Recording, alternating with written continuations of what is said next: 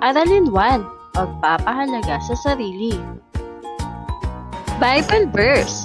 Ibigay ninyo sa Kanya ang inyong mga katawan bilang mga handog na buhay, banal at kalugod-lugod sa Kanya. Roma chapter 12, verse 1b. Nilikha ng Diyos ang katawan. Sinasabi sa Biblia na nilikha ng Diyos ang tao ayon sa Kanyang larawan. Lumikha siya ng isang lalaki at isang babae. Ginawa niya ang lahat ng bahagi ng katawan.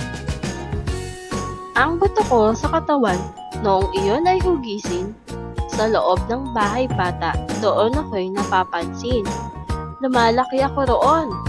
Diyos ang nakatingin. Sinasabi sa Biblia, ginawa ng Diyos ang mga buto upang makatayo ng matatag ang tao.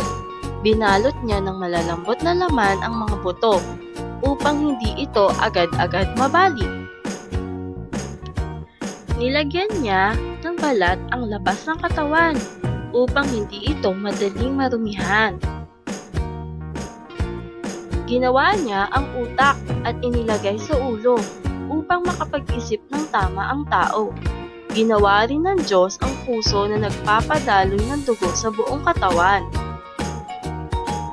Ganoon din ang baga kung saan nililinis ang hangin. Ginawa ng Diyos ang tiyan upang doon matunaw ang mga kinain.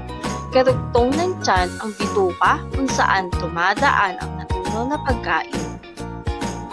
Ang mga mata ay nakakakita ng mga puno, bundok at lahat ng bagay na ginawa ng Diyos.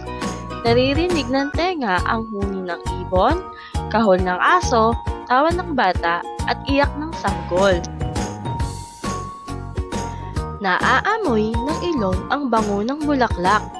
Ang bibig ay ginagamit na panlasa ng pagkain at pagsasabi ng mabubuting salita.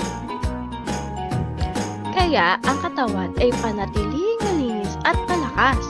Kumain ng prutas, gulay at masustansyang pagkain upang maging malusog ang katawan. Dapat alagaan ang katawan upang ang Diyos na gumawa nito ay masiyan at malugod sa atin. Hanggang sa muli mga bata, paalam!